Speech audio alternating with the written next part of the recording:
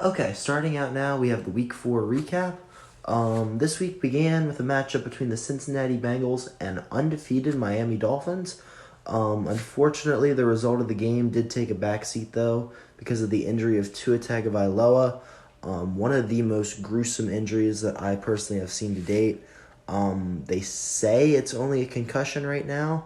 We hope that that's true. We hope it's nothing more serious.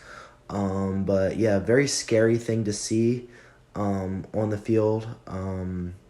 So yeah, obviously the result of the game, Cincinnati did get the win, but that takes a seat to his injury, and I hope that he will be okay. The Sunday slate of games then kicked off across the pond in London with a matchup between the Vikings and the Saints. Vikings star wideout Justin Jefferson showed out in this game. He had 10 receptions for 147 yards. And the Saints, they fought hard to keep themselves in the game. Backup Andy Dalton coming in relief of Jameis Winston. Did a good job keeping them in the game. He set up Will Lutz for a 61-yard game-winning field goal. Unfortunately for them, he did miss, though. So the Vikings were able to come out with a victory. Moving on to the 1 o'clock hour, the Dallas Cowboys continue to impress with Cooper Rush as their quarterback in relief for Dak Prescott, who is still out with an injury. Also, the Detroit Lions and Seattle Seahawks got into an absolute high-scoring shootout in a game that ended by a score of 48-45. And this score is significant because it is an instance of a scoregami in the NFL. And a scoregami occurs in which two teams that are playing, the scores have never been recorded at the end of the game before. So had never been a game in NFL history that had ended in a 48-45 final, and that occurred this past Sunday. So that was really a monumental kind of game for that reason.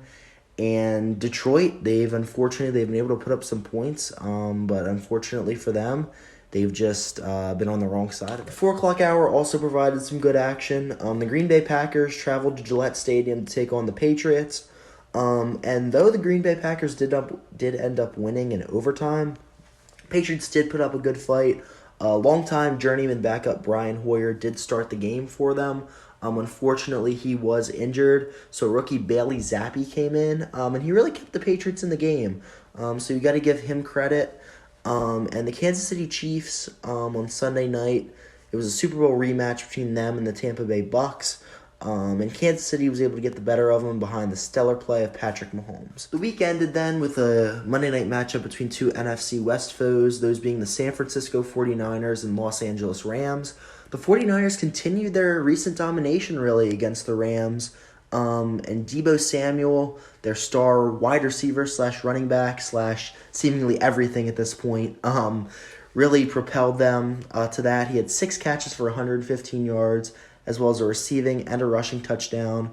And San Fran was able to pull it out by a score of 24-9.